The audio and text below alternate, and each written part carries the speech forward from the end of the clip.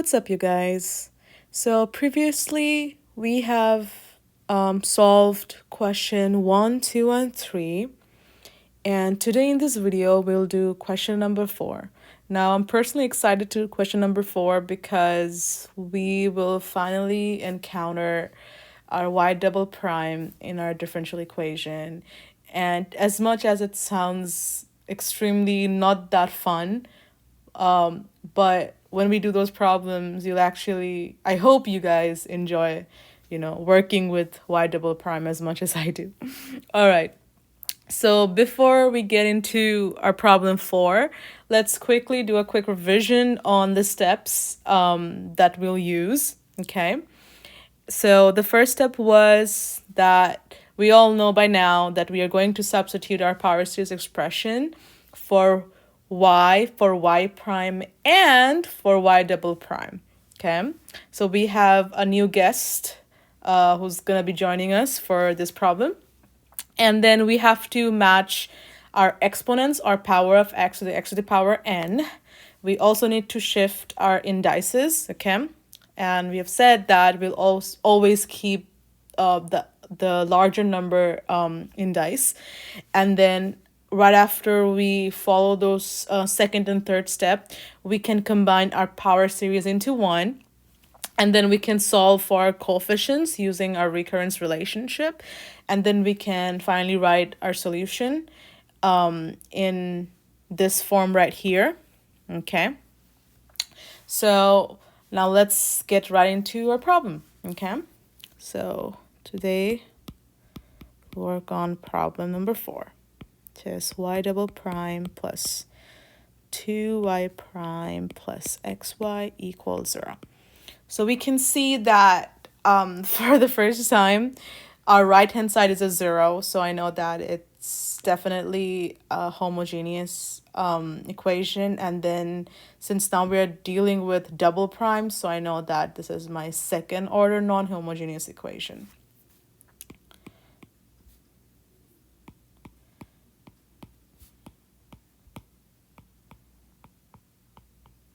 Okay. Again, not that it really matters, not that it's going to affect our answer in any way. It's just a quick observation, okay? All right. So remember, right, we were dealing with y, which was summation from n equal to 0 to infinity, a sub n, x to the power n. Then when we did our first derivative, I said that in our first derivation, our index increases by 1. So as we keep on deriving it, it's going to increase by 1. It's going to keep on increasing by 1. Okay, so that means it's going to be from n equal to 1 to infinity, a sub n times x to the power n minus 1. Now we have our y prime, which is, like I said, as I'm going to keep on deriving it, my indexes will keep on increasing, right? So that means now it's going to be 2 to infinity, a sub n times n minus 1 times n minus 2, right? The very basic derivation skills. Okay. So now I have all my 3 power series. Okay, so let me draw my red box, and I just noticed that I might have missed drawing my boxes in my previous problem, which I honestly apologize, because I was like, I kind of felt a little empty in my previous video. I was like, I might have missed something, and now that I'm drawing the boxes, I'm like, oh, okay, I might have missed the boxes. All right, so let's now plug in these 3 power series into our differential equation. So first we have our y double prime. So let's just substitute that. So I have summation from n equal to 2 to infinity, a sub n times n minus 1 times x to the power n minus 2. And then I have a plus, here, draw plus, then 2, and then my y prime, which is in green. So I have summation from n equal to 1 to infinity, a sub n times x to the power n minus 1. Then I have a bracket. Then I have a plus x, then another bracket for our y. So I have summation n equal to 0 to infinity, a sub n x to the power n, close bracket, equals 0. Okay. So now let's simplify them. Okay. So I have summation n equal to 2 to infinity, a sub n times n minus 1, x to the power n minus 2, plus, and I'm going to multiply my 2 over here. So it's just a constant value, so they don't really hold any significance, so I can just keep it outside, okay? Not that it's going to really matter, so I'm just going to keep it as it is. Okay.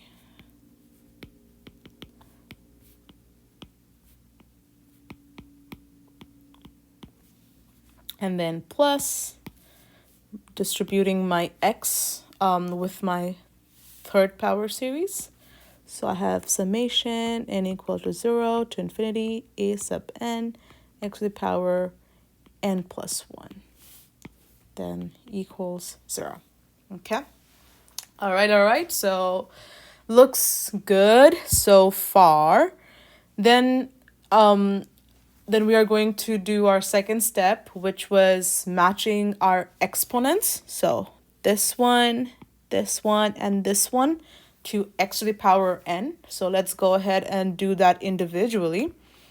So let's first try to transform our first power series. Okay, so let me just erase that just to show you. Okay, so I have summation n equal to 2 to infinity, a sub n times n minus 1, x to the power n minus 2.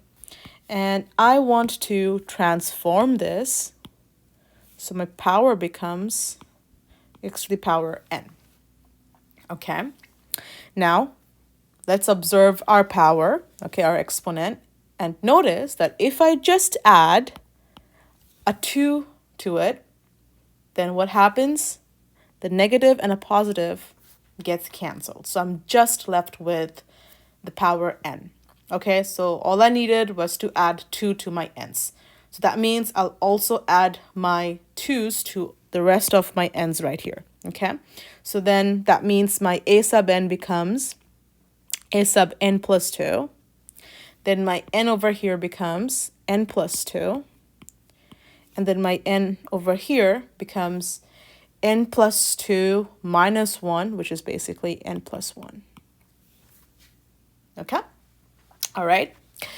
And then I have my second power series, which has the power of n minus 1. So I want to be able to transform that as well.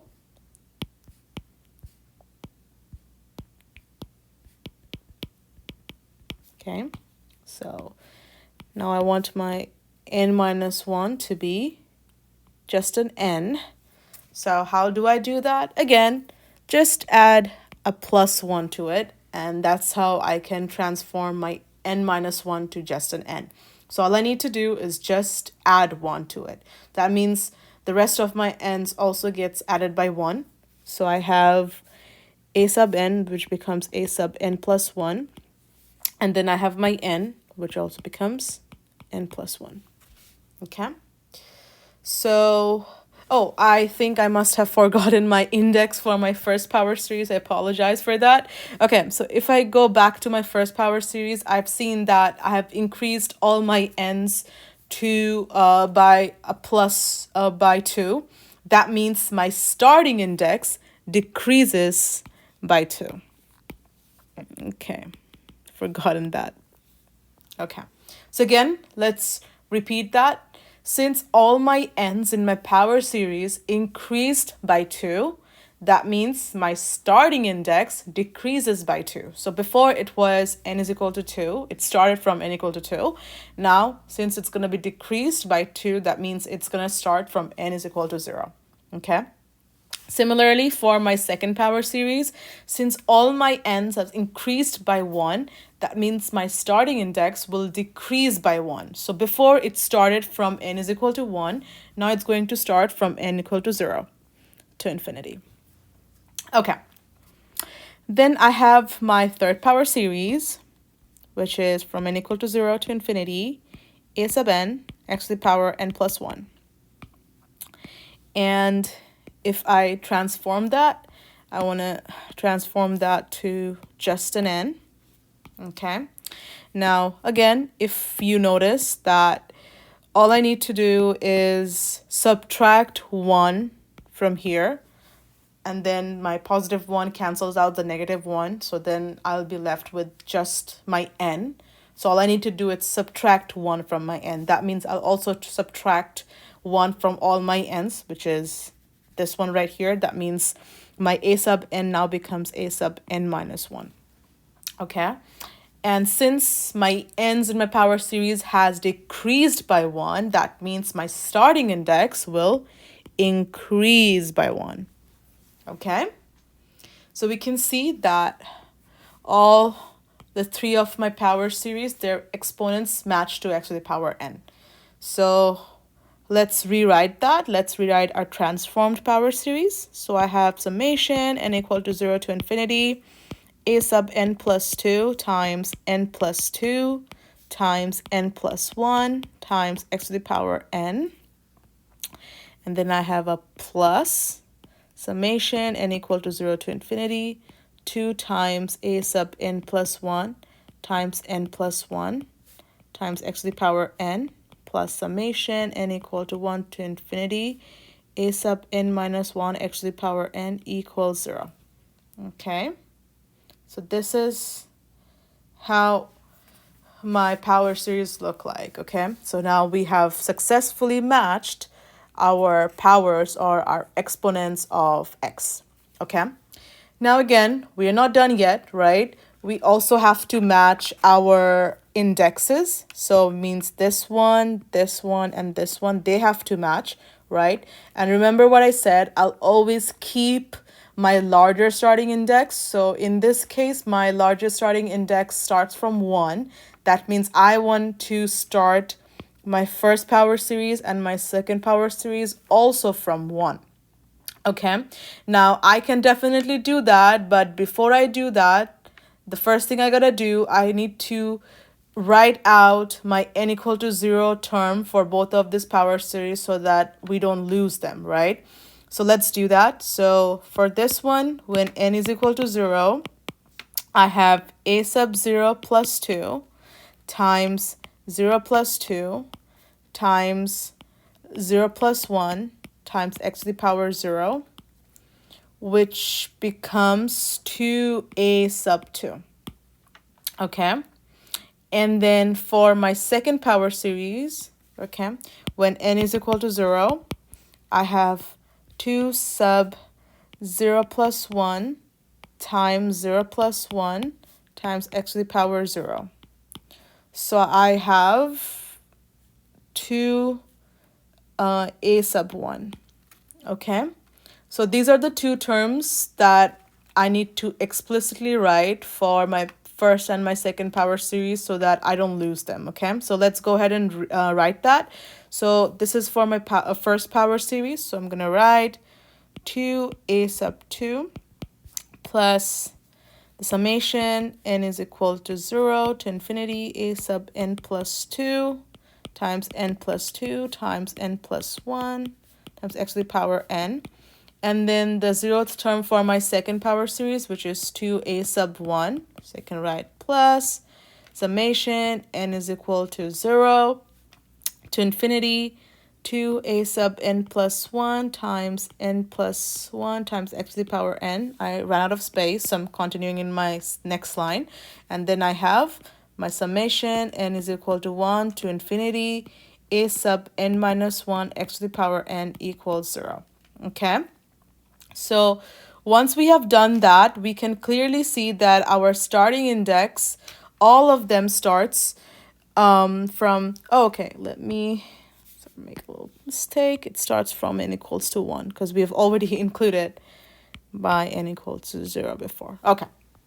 Now, if I do that, I can see that my powers have matched to my n, and my starting index also matches. Now it also starts from n is equal to 1. That means I can finally combine them to 1, right?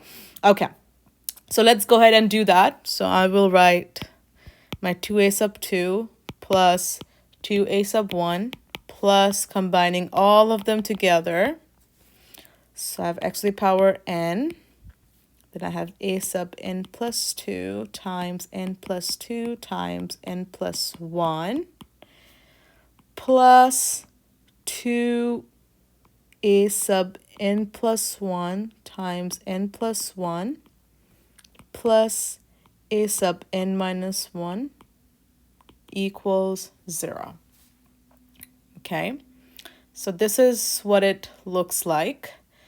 Now, we have successfully done our first step and our second step, right? Now, our next step would be to find our coefficients, which is these ones right here. Okay, so remember what we did. To find our coefficients, the first thing we're going to do, we are going to look at what we have on our right. Okay, so now, like I said earlier, that I have my first two terms, which are absolutely constant, right? Because it doesn't have any x attached to it. So let me write that. And I'll look at my right and see if there is any constant. And clearly there isn't, right? There's just a 0. So you can write that as a 0. So that means these two coefficients, they end up with a 0. So I have a sub 1 plus a sub 2 equals 0. Now, remember that we don't know either of these values, right? We don't know if we don't know the value of a sub 1, and we don't know the value of a sub 2, right? But I know for a fact one of them has to be arbitrary, right? So in my previous examples, I have seen that my a sub 0 is always an arbitrary number because we are not given any initial values, right? In this question as well, we are not given any initial values. So we know that our a sub 0 is definitely an arbitrary number. Well, we have another arbitrary number, okay, which is a sub 1. And the reason why we have two arbitrary numbers instead of one, it's because our differential equation is now in second order. Okay, so the number of arbitrary numbers depends on the order of our differential equation. So in our first three examples, our equations was first order. So we could say that we have one arbitrary number, which is a sub 0. And since here we have our differential equation is second order, so I can say that I have two arbitrary numbers. So I know that my a sub 0 is an arbitrary number, excuse me. So is my a sub 1, okay? So in that case, I will isolate my a sub 2. So I have negative a sub 1, okay? So my a sub 0 and a sub 1, they both are arbitrary. Okay, so now let's go ahead and find the values for the rest of my coefficients. Okay, so again, I've seen that at my right, it's completely 0. That means all my coefficients, all my constants are 0. Okay, so I can write this entire thing that goes to 0 since my right hand side is a 0.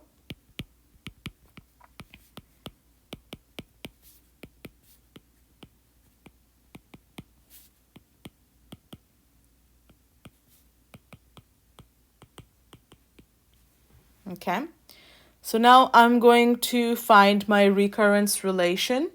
Okay, so I'll try to isolate my a sub n plus 2. So I have a sub n plus 2 equals negative a sub n minus 1 minus a sub n plus 1 by n plus 1 times n plus 1 by n plus 1 times n plus 2. Okay, so this is how my recurrence relation looks like, and I know that it is when my n is greater than or equals to 1. Okay, so now let's go ahead and find out all my terms. Okay, so first I have for my n equal to 1, and I know that that's going to be a sub 1 plus 2, which is a sub 3. So I have negative a sub 1 minus 1 minus 2 a sub 1 plus 1 times 1 plus 1 by 1 plus 2 by 1 plus 1. Okay, now it looks a little messy, so let's just clear them out real quick. So I have negative a sub 0 minus 2. 2 times 2 is 4, so it's gonna be 4 a sub 2 by 3 times 2. Okay, so I already know that my a sub 0 is an arbitrary number, so clearly it doesn't change at all. And then I have my a sub 2, and I already found that my a sub 2 is basically negative a sub 1. So let's go ahead and plug in those values. So I have negative a sub 0 minus 4, that is negative a sub 1 divided by 6. So that leads negative 1 by 6 a sub 0 plus 4 by 6 a sub 1. Okay, next I have my n equals 2. So I've got a sub 2 plus 2, which leads to a sub 4 equals negative a sub 2 minus 1 minus 2 a sub 2 plus 1 times 2 plus 1 divide by 2 plus 1 times 2 plus 2.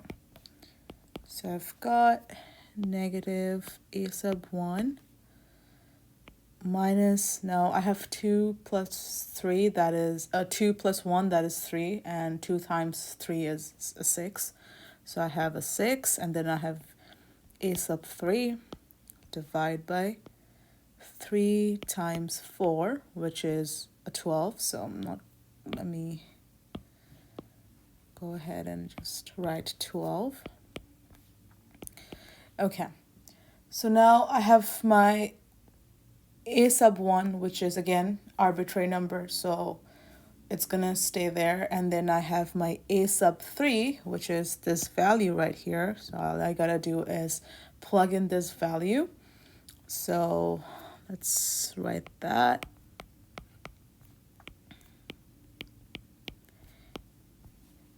Then I have negative 1 by 6 a sub 0 plus 4 by 6 a sub 1.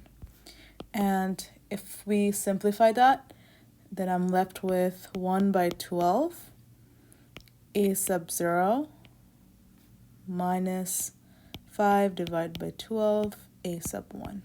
Okay, so this is for my a sub 4. Okay, so now let's move on to my n equals to 3. So it's gonna be n equal to 3 a sub 3 plus 2, which is a sub 5, equals negative a sub 3 minus 1 minus I have a 2, and then I have a sub 3 plus 1 times 3 plus 1, and then divide by 3 plus 1 times 3 plus 2. Again, simplifying that, I have negative a sub 2 minus, then I have a 3 plus 1, which is a 4, and 2 times 4 is an 8. So I have negative 8, and then a sub 4. Divide by 3 plus 1, that gives us a 4, and then 3 plus 2, that gives us a 5. So 4 times 5 is a 20. So again, I have my a sub 2 and my a sub 4. Now I know what my a sub 2 is. I've seen that my a sub 2, which is this one right here, is my negative a sub 1. So let's go ahead and plug in. So I have negative and negative a sub 1 divided by 20. And then I have my a sub 4, which is 1 by 12 a sub 0 minus 5 by 12 a sub 1. Okay, so if we simplify these, I get at the end negative 2 by 60 a sub 0 plus 13 a sub 1 divided by 60. Okay, so that is for my a sub 5. Okay, so I have gotten all my terms. So let's go ahead and write out our terms. Okay, so first I had my a sub 0, so write a sub 0, and then my x to the power 0 is obviously at 1, so I don't have to write that. Then I have my a sub 1, which is again my arbitrary number. Then I have an x, and then I have my a sub 2.